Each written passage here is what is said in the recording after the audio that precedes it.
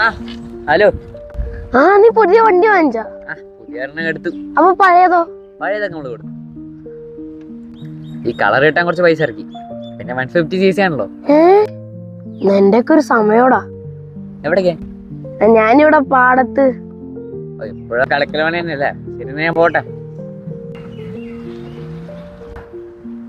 അവന്റെ ഒരു പത്രാസ്.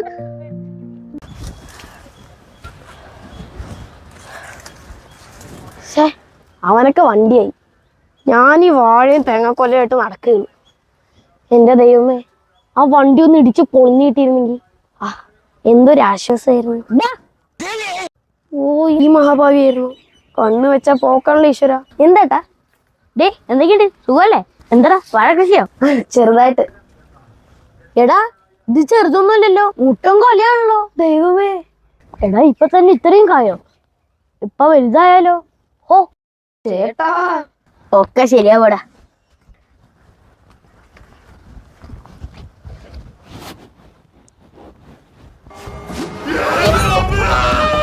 അയ്യോ, ഈ കാലമാണ് ഇയാളുടെ ഒരു കണ്ണ്.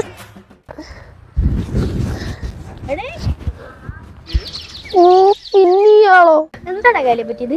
ഒന്നും അറിയില്ലല്ലേ? ശ്രദ്ധിച്ചൊക്കെ നടക്കണ്ടേ മോനെ? ശ്രദ്ധിച്ച്. ഈ കരിങ്കണ്ണനെ കൊണ്ടുപോയിട്ട് അവന്റെ വണ്ടി കാണിച്ചു കൊടുക്കാം. ഈ കരിങ്കണ്ണൻ കണ്ട അവന്റെ വണ്ടി ഇടിച്ച് തെറിച്ചു. ഈ ഏത് ലോകത്താ?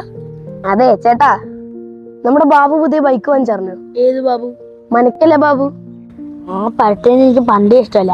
എന്നിട്ട് നമുക്ക് അവന്റെ ബൈക്ക് കാണാൻ വേണ്ടി പോയല്ലോ. പോകാം ചേട്ടാ, അതാണ് ബൈക്ക്. ആ ചോപ്പ് കളറ്. ഇവിടെ ചേട്ടാ, ഓറഞ്ചും ചോപ്പും കണ്ടില്ലേ? എനിക്ക് കാണാൻ പറ്റില്ല.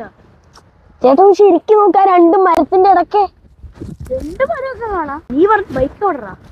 ഒന്ന് ശ്രദ്ധിച്ചു നോക്ക്. ദാ എവിടെ? ഓറഞ്ച് ചോപ്പും കാണില്ല. ഓറഞ്ച് ചോപ്പോ? എവിടെ? ദാണ്ടേ. എന്നാലേ നമുക്കൊന്ന് അടുത്ത് പോയി നോക്കിയാലോ?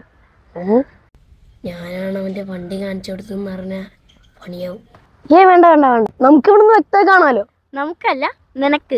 പക്ഷെ എനിക്ക് കാണാൻ പറ്റുന്നില്ലടാ. ചേട്ടാ ശ്രദ്ധിച്ചു നോക്ക്, ശരിക്ക് കാണാ. നിനക്ക് കാണുന്നുണ്ടോ? പിന്നെ സൂപ്പറായിട്ട് കാണാം. എന്നാലും നിന്റെ ഒരു കണ്ണേ.